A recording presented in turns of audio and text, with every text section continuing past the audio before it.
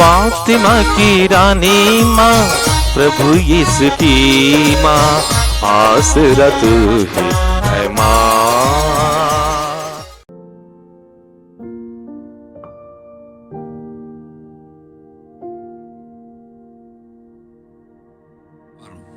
पहला पाठ रोमियो के नाम संत पौलुस का पत्र, अध्याय 10 पद संख्याएं 9 से 18 तक।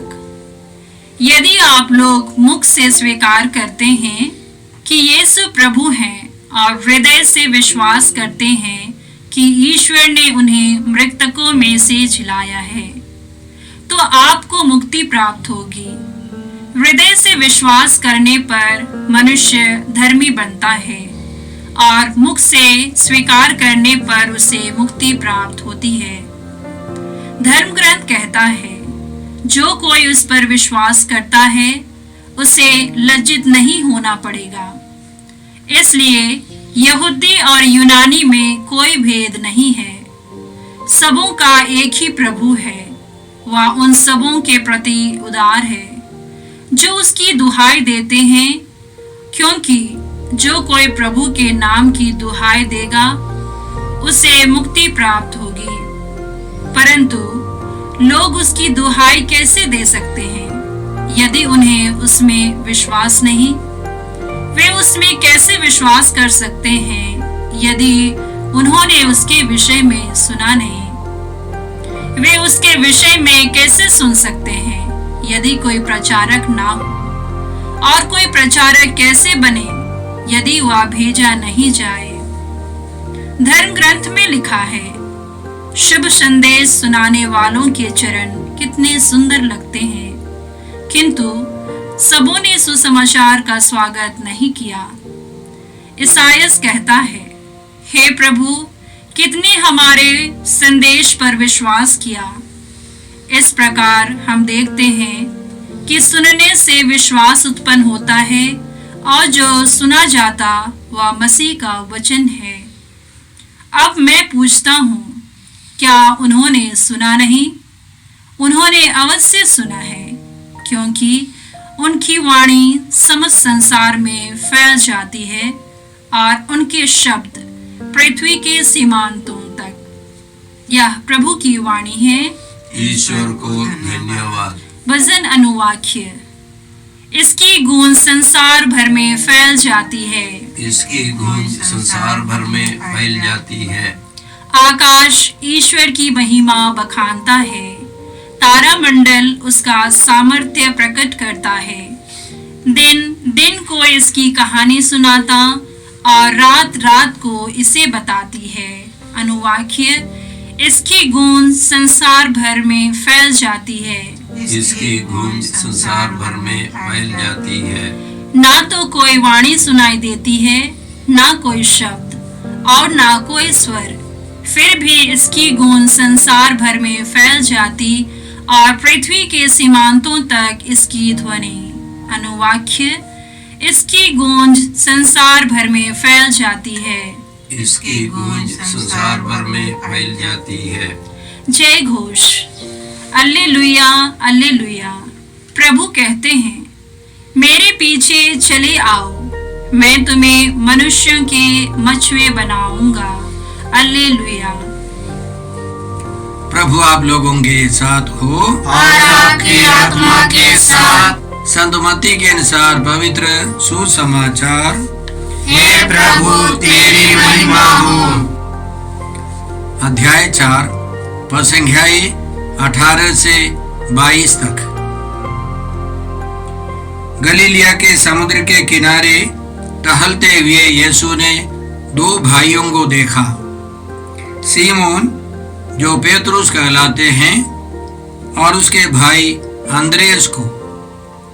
वे समुद्र में जाल डाल रहे थे क्योंकि वे मछुए थे।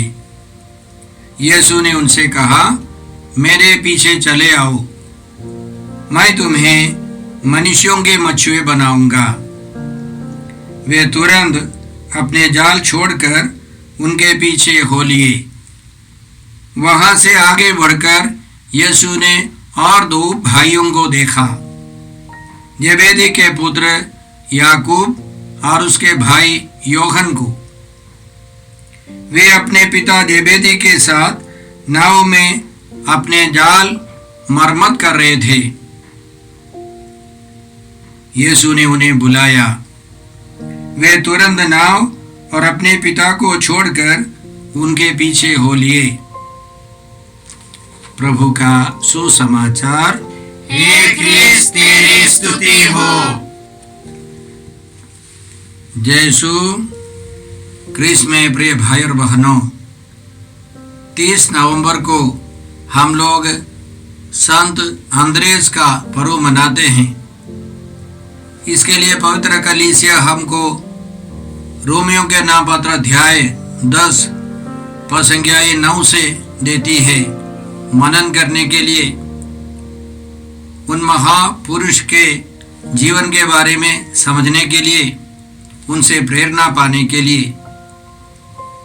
अध्याय 10 रोमियो का नाम पत्र अध्याय 10 पद संख्या 9 में हम लोगों ने इस तरह सुना, यदि आप लोग मुख से स्वीकार करते हैं कि ईसा प्रभु हैं, यीशु मसीह प्रभु हैं, और हृदय में विश्वास करते हैं कि पिता ईश्वर ने यीशु को मृतकों में से पुनर्जीवित किया है, तो आपको मुक्ति प्राप्त होगी।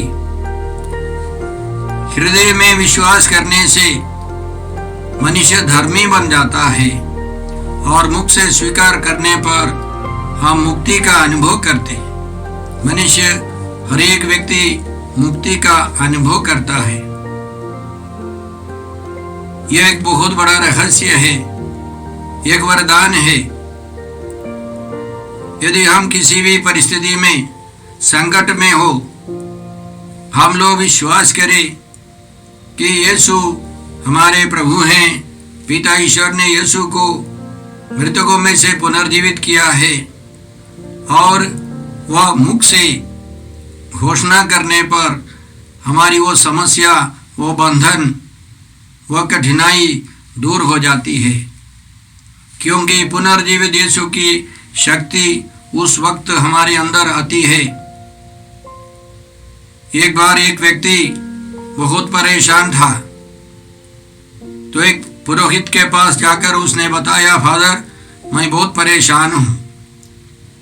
तो उस पुरोहित ने बताया, आप अपने कमरे में जाकर बिस्तर पर लेट जाइए, जोर जोर से 10 बार बोलिए, यीशु मेरा प्रभु है, पिता ईश्वर ने यीशु को मृतकों में से पुनर्जीवित किया है। और उस व्यक्ति ने उसको माना, अपने कमरे में जाकर अपने बिस्तर पर लेटकर आराम से जोर जोर से वो बोलने लगा, यीशु मेरा प्रभु है, पिता ईश्वर ने यीशु को मृतकों में से पुनर्जीवित किया है। 10 बार बोलने पर उस व्यक्ति के शरीर में, मन में, आत्मा में एक शक्ति आई। वह बड़े उत्साह के साथ खड़ा हो गया और उसने अनुभव किया, उसकी सारी चिंताएं, सारे दुख कष्ट, उसके निराशा सब दूर हो गई। वह हिम्मत से भर गया और उसने सबों के सामने साक्ष्य दिया कि इस वचन के द्वारा, इस विश्वास के द्वारा, इस घोषणा के द्वारा मैं मुक्त हो गया हूँ। यह सुसमाचार है। यह सुसमाचार सुनने से ही हमको मुक्ति का अनुभव मिलेगा। आगे संत पौलुस का कहना है, योएल के नबी के ग्रंथ से वचन लेकर, जो प्रभु के नाम की दुहाई देगा उसे मुक्ति प्राप्त होगी। तो हृदय से विश्वास करना है, हृदय में विश्वास करना है कि पिता ईश्वर ने यीशु को मृतकों में से पुनर्जीवित किया है, और मुख से घोषणा करनी है यीशु प्रभु है, और दिल से पिता ईश्वर से प्रार्थना करनी है, जो प्रभु के नाम की दुहाई देगा उसको मुक्ति का अनुभव मिलेगा। तो यीशु के नाम पर, पिता ईश्वर से प्रार्थना करने पर हम लोगों को मुक्ति का अनुभव मिलेगा। आगे संत पौलुस हमको समझाते हैं, शुभ संदेश सुनाने वालों के चरण कितने सुंदर लगते हैं। सुसमाचार सुनाने वालों का चरण बहुत सुंदर है। यह यशायाह नबी के ग्रंथ अध्याय 52 पद संख्या 7 में से लिया है। संत पौलुस ने उसको लेकर बताया, वह इस प्रकार है, जो शांति घोषित करता है, सुसमाचार सुनाता है। जो शांति घोषित करता है, सुसमाचार सुनाता है, कल्याण का संदेश लाता और सियोन से कहता है, तेरा ईश्वर राज्य करता है। इस प्रकार शुभ संदेश सुनाने वाले के चरण पर्वतों पर कितने रमणीय है, कितने सुंदर है। हम जानते हैं इस दुनिया में चारों तरफ खराब समाचार है। जो सुसमाचार में विश्वास करता है, जो सुसमाचार की घोषणा करता है, वो महान कार्य करता है, क्योंकि सबके सब अच्छे समाचार की प्रतीक्षा में है। सुसमाचार यीशु के क्रूस मरण पुनरुत्थान है। यीशु हमारा प्रभु है। वह इस दुनिया में आए, हमारे लिए प्रायश्चित कर स्वर्ग चले गए हैं। यीशु आज भी जीवित है। यह शुभ संदेश सुनाने वाले व्यक्ति के चरण बहुत रमणीय है, सुंदर है। और आगे संत पौलुस हमें सिखाते हैं। इस प्रकार हम देखते हैं कि सुनने से विश्वास उत्पन्न होता है, और जो सुना जाता है वह मसीह का वचन है। यीशु मसीह का वचन सुनने से, सुनाने से हमारा विश्वास बढ़ता है। यह एक महान रहस्य है।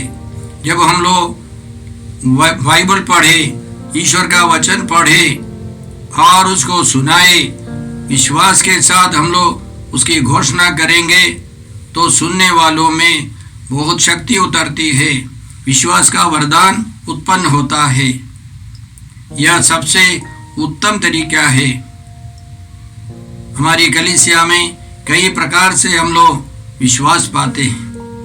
उदाहरण के लिए संत लूकस के सुसमाचार अध्याय 17 पद संख्या 5 में यीशु के शिष्यों ने प्रार्थना की, प्रभु हमारा विश्वास बढ़ाइए। प्रार्थना करने पर प्रभु यीशु हमारे विश्वास को बढ़ाते हैं। संत यूहन्ना के सुसमाचार अध्याय 20 पद संख्या 8 में हम लोग पढ़ते हैं, यूहन्ना ने, यीशु के प्रिय शिष्य यूहन्ना ने देखा और विश्वास किया।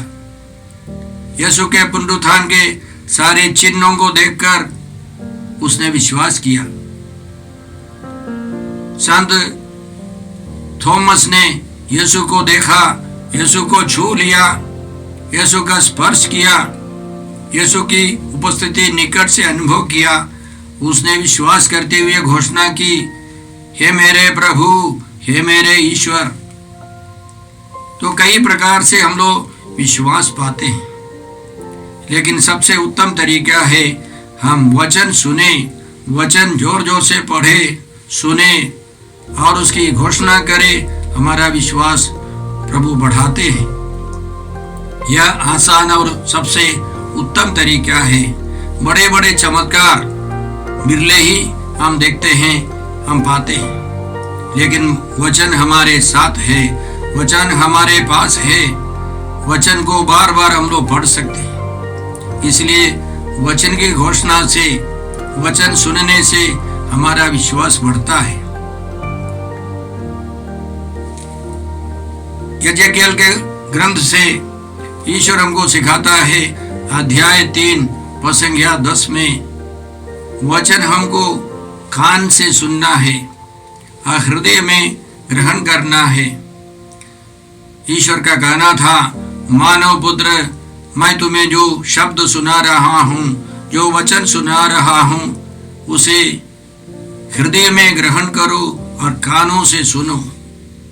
हृदय में संजोए रखना है, कानों से सुनना है। केवल शांति से चुपचाप पढ़ना काफी नहीं है, वचन जोर जोर से पढ़ना है। वचन कानों से हमारे अंदर जाकर हृदय में बैठेगा, और उससे पवित्र आत्मा हमारे शरीर, मन और आत्मा में फैला देगा। वह चमत्कार करने वाला ईश्वर का वचन ईश्वर ही है। ईश्वर का वचन यीशु है।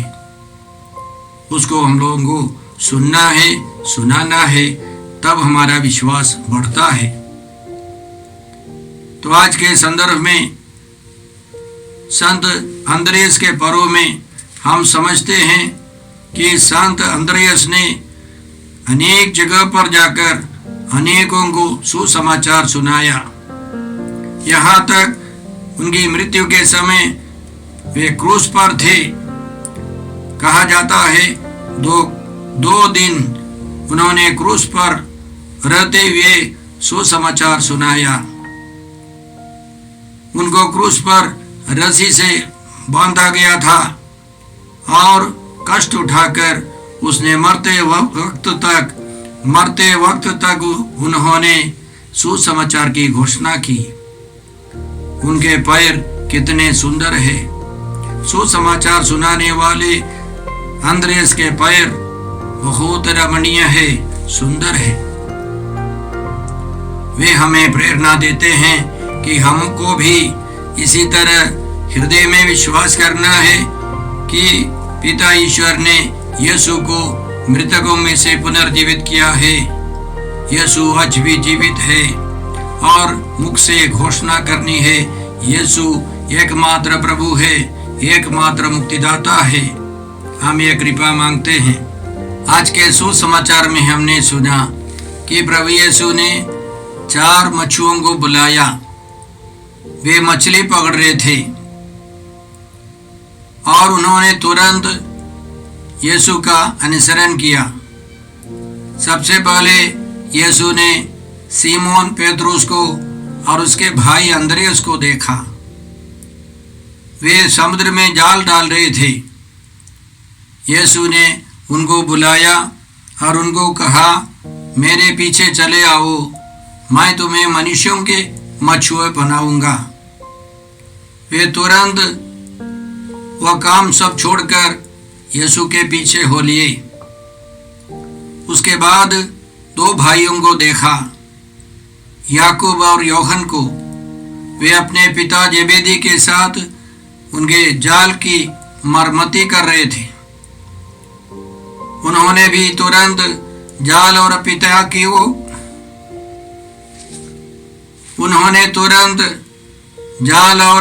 अपने पिता को छोड़कर यीशु का अनुसरण किया। तो सबसे पहले हम देखते हैं कि वे यीशु की बात मानने के लिए तैयार हैं। दूसरा, वे कार्यकुशल थे, वे क्रियाशील हैं। ऐसे लोगों को यीशु बुलाते हैं जो काम करने में इच्छुक है, सक्षम है।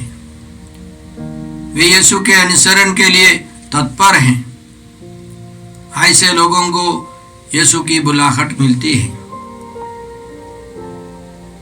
आज हम लोग उस महान संत को याद करते हैं, संत अंद्रयास को।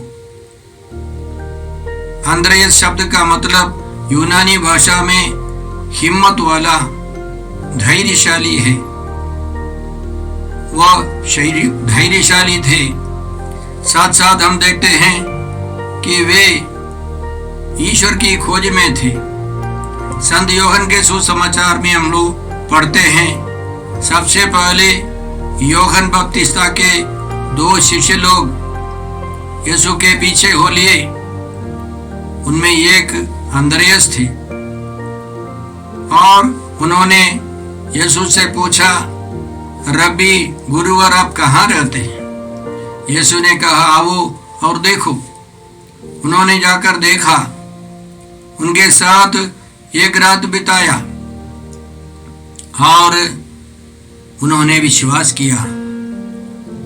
इसलिए आदिम कलीसिया की परंपरा के अनुसार उनको प्रोटोक्लीटोस बोलते थे। प्रथम बार पहले शिष्य यीशु का प्रथम शिष्य अंद्रयास थे। उन्होंने जाकर अपने भाई सीमोन को बुला लिया और सीमोन ने भी यीशु में विश्वास करना शुरू किया, क्योंकि ये सब एक मसीह की प्रतीक्षा में थे, ईश्वर की खोज में थे। प्रभु यीशु ने कहा था अपने प्रवचन में, तुम सबसे पहले ईश्वर के राज्य और उसकी धार्मिकता की खोज में लगे रहो, बाकी ये सब तुम्हें यूं ही मिल जाएंगी। ये चारों व्यक्ति सीमोन, अंद्रियास, याकूब और योहन ऐसे ईश्वर की खोज में थे। वे तो मछुए थे, कफरनहूम के मछुए थे, गलीली झील के पास रहते थे, लेकिन साथ साथ अपने काम के बीच में एक सच्चे ईश्वर की खोज में थे। जब उन्होंने यीशु को पाया, उन्होंने सब कुछ छोड़कर यीशु का अनुसरण किया। आज हम संत अंद्रियास को याद करते हैं। उन्होंने यीशु के पुनरुत्थान के बाद वर्तमान तुर्की के स्कूतियों को और यूनान के लोगों को सब सुसमाचार सुनाया। नीरो नामक राजा रोमी शासक के समय वे क्रूस पर मारे गए। उनको रस्सी से बांध दिया गया, एक विशेष क्रूस जिसका आकार इसी तरह था। उसी तरह के क्रूस पर उनको बांध दिया गया, रस्सी से बांध दिया गया, जिससे वे लंबी देर तक पीड़ा सहते रहे, उनकी मृत्यु जल्दी ना हो। फिर भी उन्होंने, कहा जाता है, उन्होंने 2 दिन मरने के 2 दिन पहले वे सुसमाचार सुनाते रहे। सुसमाचार सुनाकर वे मरे। संत अंद्रियास के पार्थिव शरीर को क्रूसवीर के योद्धाओं ने 1210 ईस्वी में अमल्फी नामक जगह पर इटली में लाकर वहां उनको आदर के साथ, सम्मान के साथ दफन किया है। तब से आज तक उस गिरजाघर में संत अंद्रियास के नाम पर लोग भक्ति रखते हैं। वे रूस, स्कॉटलैंड के मध्यस्थ हैं, साथ साथ मछुए और जो कन्याएं हैं उन सबों के मध्यस्थ हैं। जब हम लोग इस महान संत को याद करते हैं, संत अंद्रियास को याद करते हैं, तो वे हमें क्या सिखाते हैं? सबसे पहले हमें सिखाते हैं, संत अंद्रियास सिखाते हैं कि हमें यीशु पर ध्यान रखना है, यीशु की खोज में लगे रहना है, साथ साथ यीशु का अनुसरण करना है और यीशु से शक्ति पाकर, पवित्र आत्मा पाकर, हिम्मत से उस सुसमाचार की घोषणा करनी है। उसके लिए हमें कुछ भी त्याग, तपस्या स्वीकार करनी हो, हमें खुशी से, आनंद से वह दुख, कठिनाई उठाना है। संत अंद्रियास हमको सिखाते हैं, प्रभु के लिए हम कहीं पर भी जाए, सुसमाचार की घोषणा में तत्पर रहें। उनके जीवन काल में हम लोग पढ़ते हैं कि जब यूनान के कुछ युवक यीशु से मिलना चाहते थे, संत फिलिप ने जाकर संत अंद्रियास से कहा। अंद्रियास उस दल में, यीशु के शिष्यों में 12 लोगों में दूसरा स्थान रखते थे। उन्होंने यीशु को जाकर यह समाचार सुनाया। उन युवकों को, यूनानी युवकों को यीशु के पास पहुंचा दिया। इसलिए हमारा कर्तव्य है, जो यीशु को जानना चाहते हैं उन सबों को हम प्रेरणा देकर यीशु के पास ले चले। यीशु उनको और स्वर्गीय ज्ञान देकर, पवित्र आत्मा देकर मुक्ति देंगे। इस प्रकार हम लोग संत अंद्रियास के समान सुसमाचार के प्रचार के लिए अपना हाथ बढ़ाएंगे। आइए हम लोग इन महान संत के द्वारा प्रार्थना करते हैं कि हम लोग भी उत्साही प्रेरित बने। इस दुनिया में बहुत सारे लोग, करोड़ों करोड़ों लोग अंधकार में, अविश्वास में है। वे सुसमाचार की खोज में है। उनको सुसमाचार सुनाना हमारा कर्तव्य है। हे पिता ईश्वर, हे प्रभु यीशु, हे पवित्र आत्मा ईश्वर, संत अंद्रेस के लिए हम धन्यवाद देते हैं। हे प्रभु यीशु, तूने कहा मेरे पीछे चले आओ, मैं तुम्हें मनुष्यों के मछुए बनाऊंगा। यह सुनकर संत अंद्रेस, संत सीमोन पेत्रुस ने तेरा अनुसरण किया। हमको भी यही कृपा मिले कि हम तेरे साथ रहे, तेरे लिए जीवन बिता सके, तेरा सुसमाचार सुना सके। हम यह प्रार्थना करते हैं प्रभु क्रिस्त के द्वारा। हमारे प्रभु यीशु क्रिस्त की कृपा, ईश्वर का प्रेम और पवित्र आत्मा का साहचर्य आप सबों को प्राप्त हो। आमीन। यीशु क्रिस्त में प्रिय भाई और बहनों, प्रभु यीशु ने हमें आदेश दिया है संसार के कोने कोने में जाकर सारी सृष्टि को सुसमाचार सुनाओ। सुसमाचार सुनने के लिए और सुनाने के लिए एक अच्छा मौका है। आप कृपया इस चैनल का सब्सक्राइब करें, लाइक करें, शेयर करें, बेल आइकन दबाएं ताकि यहाँ की नई वीडियोस की सूचना आपको मिलती रहेगी। साथ साथ आप दूसरों को भी प्रेरणा दें इसका सब्सक्राइब करने के लिए। याद रखें, कल के मिसा के दैनिक पाठ और उस पर टिप्पणियाँ आज ही दोपहर के बाद हम लोग अपलोड करते हैं। कृपया आज ही उसको सुनकर कल की तैयारी करें। प्रभु यीशु आपको और आपके परिवार को 100 गुनी आशीष देंगे। जय यीशु।